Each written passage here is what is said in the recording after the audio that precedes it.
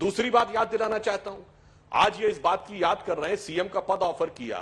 अरे भाई, कांग्रेस की हैसियत ही क्या थी? मतलब मेढकी को भी जुकाम होने लगा। आपने एक बात बोली, जब तक मैं ज्वाइन नहीं कर पाई थी, लेकिन ऑडियो आना शुरू हो गया था। नेहरू और इंदिरा नेता नहीं थे प्रधानमंत्री बनने, नहीं।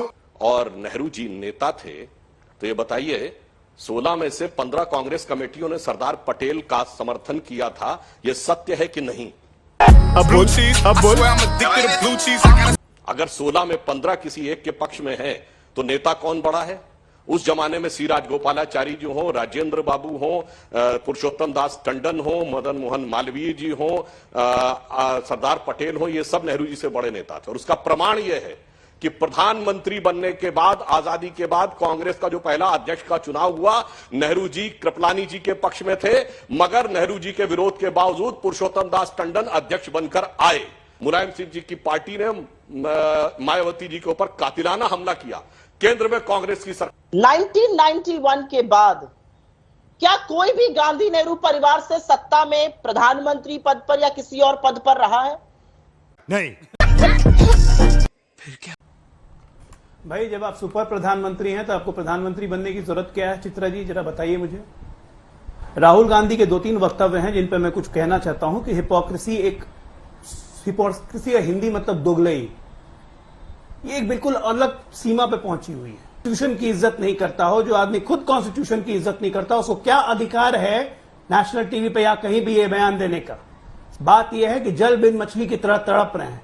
125 साल पुरानी पार्टी की यह हालत हो गई कि 1 साल से मायावती के आगे घिघिया रहे थे, अलायंस कर लो, अलायंस कर लो, अलायंस कर लो, और बहन जी इनको घास नहीं दे रही थी। ठीक है। और इस तरह से हंसने से नहीं होगा, क्योंकि देश आप पे हंस रहा है, और उसके ऊपर आके इस तरह से वक्तव्य देना, ये शर्मिंदगी की पराकाष्ठा है जो है ही नहीं, इनमें शर्म बची हुई है। और मैं एक बात जरूर बोलना चाहती हूं, कुछ लोग यहां पर दोगलई की बात कर रहे थे। दोगलई की बात वो लोग ना करें जो आज भी चरण वंदन में जुटे हुए हैं, जबकि उनकी अस्मिता पर, उनके डीएनए तक पर मोदी जी ने सवाल उठा दिया था। सत्ता का लालच ऐसा होता है कि डीएनए पर सवाल उठाया, अस्मिता पर बिहार की, और अभी भी बेचारे चरण वंदन कर रहे हैं। ये दोगलई की बातें करेंगे, हंसी आती है इन लोगों पर। लेकिन परिवारवाद पर आपके डायरेक्ट सवाल का मैंने डायरेक्ट जवाब और एक सवाल भी पूछा है, और मैं आशा करती हूं सुधांशु जी इसका जवाब देंगे। और एक चीज और कह दूं, आपने, क्योंकि मैंने कहा कोई नेहरू गांधी पीएम नहीं बना, आपने कहा अध्यक्ष बने। हमारे यहां अध्यक्ष बनने की जो प्रक्रिया है वो बड़ी लंबी है और बहुत ही इसको डेमोक्रेटिक तरीके से लड़ा जाता है, क्योंकि जितिन प्रसाद भी इनके खिलाफ लड़े थे, माधुरी सिंधिया भी लड़ना चाहते थे। मैं सिर्फ ये कहना चाहती हूं कि आज की तारीख में भाजपा का क्या कोई अध्यक्ष चुनाव लड़के जीता है? ये बता दे। केवल जो इन्होंने कहा ना, ईडी एजेंसीज, ये वो, मृत्युंजय तिवारी जी बैठे हैं राजद अध्यक्ष लालू प्रसाद यादव जी के खिलाफ। चारा घोटाले का केस कब दर्ज हुआ? जब जनता दल की सरकार थी, और ये उसी जनता दल सरकार के मुख्यमंत्री थे, देवगौड़ा जी की सरकार में। इन्हीं की पार्टी की केंद्र में सरकार, इन्हीं की पार्टी के प्रदेश में सरकार, और उसमें मुकदमा दर्ज हुआ, और दोष भाजपा का।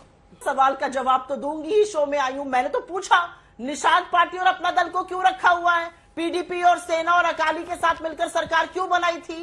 पंकजा मुंडे से लेकर पूनम महाजन से लेकर जयंत सिन्हा, पीयूष गोयल, धर्मेंद्र प्रधान, कल्याण सिंह के लड़के, उनके पोते, राजनाथ सिंह जी के लड़के, हमारे जो ले गए वो सब किसी न किसी के पिता, किसी न किसी के पुत्र ही है ना मान्यवर, या उनके भी वंशज ही खत्म किए दे रहे हैं आप लोग। तो दिक्कत की बात यह है कि अपने गिरेबा में भी झांक कर देखिए ये बोलने से पहले। और परिवारवाद पर मुझे एक बात जरूर ये कहनी है कि परिवारवाद में अगर कोई परिवार की पार्टी भी है जहां का मुखिया किसी परिवार का है, अगर प्रजातंत्र में उसको वोट मिलकर चुना जा रहा है तो उसको प्रजातांत्रिक तरीके से चुना हुआ कहते हैं। परिवारवाद बात कर रहे हैं, अरे भैया तो निकालिए निषाद जी को, निकालिए अनुप्रिया पटेल जी को, लेकिन वो नहीं निकालेंगे क्योंकि उनके बिना सरकार नहीं बनेगी। सरकार है, एक दलित मुख्यमंत्री नहीं है आपके पास। इसीलिए मैं कहती हूं, मूलतः आपकी जो मानसिकता है, मूलतः जो आपकी आइडियोलॉजी है, मूलतः जो आपका, आपने कहा ना चाल चरित्र की बात आप आरएसएस की करते हैं, जहां से आपकी ट्रेनिंग होती है, वो मूलतः दलित विरोधी है। क्या आपको अपनी पार्टी में एक भी दलित नेता नहीं मिलता कहीं पर, कहीं कमान संभालने के लिए? और आपने बनवारी मेघवंशी के बारे में जो चुप्पी साधी, उससे बहुत सी बातें अपने आप साफ हो जाती। चीफ जस्टिस ऑफ इंडिया अब अपने टर्म, अरे शेरो शायरी पे बोल रही हूँ, सवाल तथ्यात्मक पूछा, मैंने जवाब नहीं कैसे मिलेगा, चीफ पता है। जस्टिस को सुपरसीड किया था। सुपरसीड करके बनाया था, इतना नहीं। सुप्रिया जी आप भूल गई, इंदिरा जी ने कहा था कमिटेड जुडिशरी होनी चाहिए। 17 जगह सरकार यानी है, जो न्यायालय एक मुख्यमंत्री है, दलित वो है आपका, सत्ता के प्रति बताइए। प्रतिबद्ध होना चाहिए, प्रतिबद्ध बताइए। होना चाहिए। अरे भाई मैंने आपसे पूछा था, अब आपने मान लिया था ना। पहले बताइए, मैंने जब आपको जवाब दिया कि इंदिरा जी और नेहरू जी बड़े नेता नहीं थे, आपने उसका जवाब नहीं दिया। पहले मैं इसको आपको बधाई देता हूं, आपने स्वीकार कर लिया कि वो बाद में ऐसे बने थे। अब आता हूं दलित ये के ऊपर। मूर्खता का सवाल था, इसलिए आपने इसका तो जवाब दलित देना ठीक मुख्यमंत्री नहीं को बोल समझा। दिया। अरे भाई, ये दलित मूर्खता का राष्ट्रपति को सवाल हमने भी था, बनाया। इसलिए इसका मैं तो जवाब 100 देना बातों की ठीक बात नहीं ये कहना समझा। चाहता हूं। ये आपके फ्रस्ट्रेशन अरे का भाई, सवाल बिल्कुल। था, इसलिए जवाब हम देना बिल्कुल ठीक जवाब नहीं देंगे। समझा। मैंने आपके मुंह देखिए, बनाने से थोड़ी मैं आपकी बात सबसे बड़े दलितों के महापुरुष हुए डॉक्टर अंबेडकर। डॉक्टर अंबेडकर ने जब कांग्रेस की सरकार से बतौर मंत्री रिजाइन किया था, मैं दर्शकों से कहता हूं ना मेरी बात मानिए ना सुप्रिया जी की बात, केवल डॉक्टर अंबेडकर का त्याग पत्र का पत्र, रिजिग्नेशन लेटर पढ़ लीजिए, कांग्रेस ने उनके साथ क्या क्या किया है वो साफ हो जाता है। और हाल के वर्षों में सबसे बड़ी नेता हुई मायावती, जिनके ऊपर प्राणघातक हमला, जान का हमला हुआ और कांग्रेस बैठी वहां राष्ट्रपति शासन में देखती रही।